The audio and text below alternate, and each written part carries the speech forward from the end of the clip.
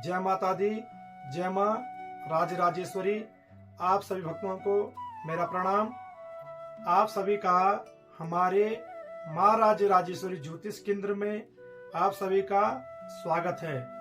जिन भक्तों का, जिन जातकों का आज के दिन जन्म दिवस है, नए कार्य की शुरुआत है, उनको भी हमारी तरफ से बहुत बहुत शुभकामनाएं। आइए आज इस विशेष अंक में हम बात करने वाले हैं हरिशयनी देवशयनी एकादशी तिथि के बारे में। यह तिथि अपने आप में महत्वपूर्ण है। आषाढ़ मास के शुक्ल पक्ष की एकादशी से लेकर कार्तिक मास के शुक्ल पक्ष तक जो यह 4 महीने हैं, इसे चतुर्मास कहा जाता है। इसमें सिद्ध पुरुष हो चाहे आम गृहस्थी लोग हो, इस चतुर्मास में विशेष प्रकार की तपस्या करते हैं। वास्तव में इस चतुर्मास में विशेष फल की प्राप्ति होती है। सारी चर्चाएं आज हम इस अंक में करने वाले हैं। तो सबसे पहले आज का पंचांग देख लेते हैं। आज का पंचांग है संवत 2082 3 जुलाई 2025, आषाढ़ मास शुक्ल पक्ष अष्टमी तिथि, हस्त नक्षत्र, गुरुवार, देवशयनी एकादशी। क्या वास्तव में भगवान सोते हैं? क्या वास्तव में भगवान श्री हरि को जगाया जाता है? ऐसी कई बातें हैं जो साधकों के मन में चलती रहती है। तो देखो, भगवान की लीला भगवान ही जाने। 6 जुलाई से लेकर कार्तिक मास के शुक्ल पक्ष की एकादशी तिथि तक 4 महीने का चतुर्मास रहेगा। बहुत सारे लोग इस चतुर्मास में विशेष प्रकार का व्रत रखेंगे और चतुर्मास में ब्रह्मचर्य का पालन करेंगे और भगवान श्री हरि की सेवा साधना करेंगे। जो भगवान श्री हरि की इस चतुर्मास में पूजा अर्चना करता है, जप तप करता है, उसे भगवान श्री हरि का आशीर्वाद प्राप्त होता है और भगवान श्री हरि के वैकुंठ धाम की प्राप्ति होती है।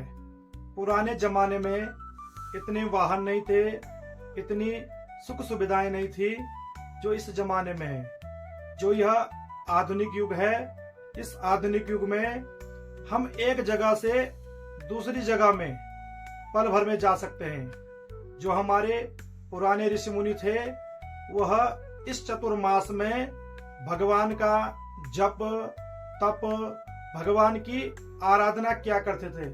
यानी 4 महीने का जो भ्रमण काल था, उसे बंद करके एक ही स्थान पर रहते थे और इस 4 महीने का जो यह समय था, इसको चतुर्मास कहा जाता है। और जो हमारा यह आधुनिक युग है, इस आधुनिक युग में भी इन 4 महीनों को चतुर्मास कहा जाता है। जितने भी हमारे साधक हैं, वह इस चतुर्मास में जो अभक्ष पदार्थ हैं, उन अभक्ष पदार्थों का सेवन न करें। अभक्ष पदार्थ आप समझते होंगे, हमारे सनातन धर्म में अभक्ष पदार्थ उन्हें कहा जाता है जो खाने योग्य नहीं है। तो इस चतुर्मास में आपने इन अभक्ष पदार्थों का क्या करना है, आपको हम पुनः बता देते हैं। आषाढ़ मास की एकादशी तिथि 6 जुलाई को है, इसलिए हम पुनः आपको एक बात और एडवांस में बता देते हैं। क्या है? आषाढ़ मास के शुक्ल पक्ष से लेकर कार्तिक मास तक जो 4 महीने का समय है, यह 4 महीने का समय चतुर्मास कहलाता है। इस चतुर्मास में भगवान श्री हरि के निमित्त आपसे जो भी सेवा हो सके वह करिए।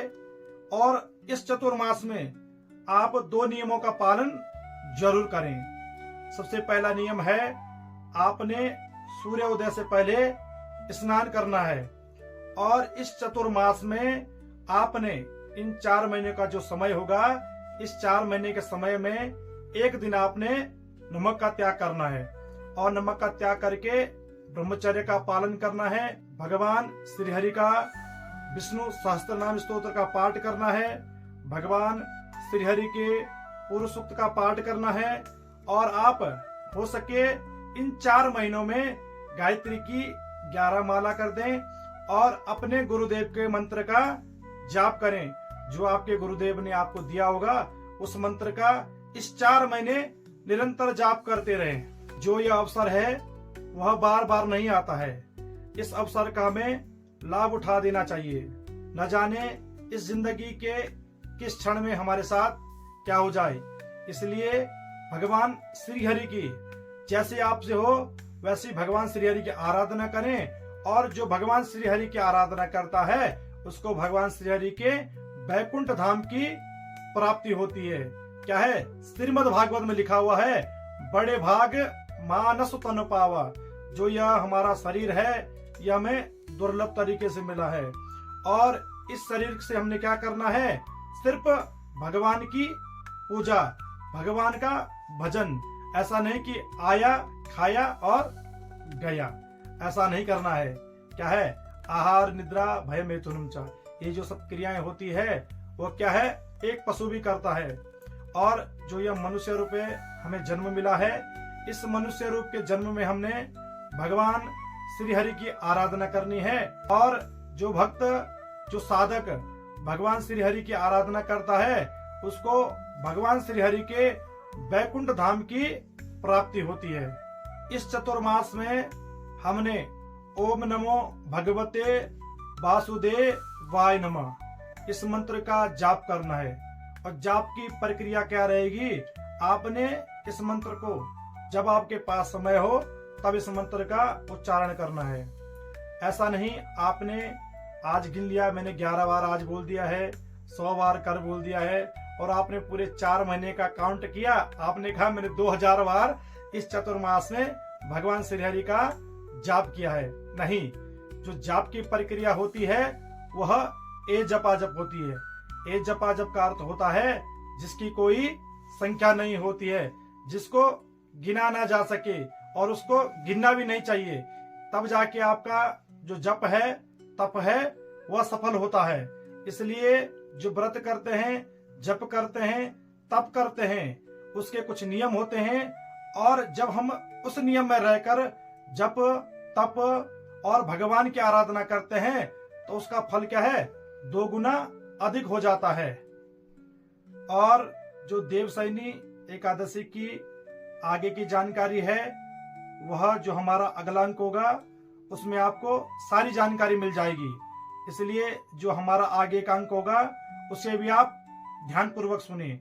तो चलिए, आज का समय हो चुका है भगवान श्री हरि से जुड़ने का, भगवान श्री हरि का आशीर्वाद प्राप्त करने का।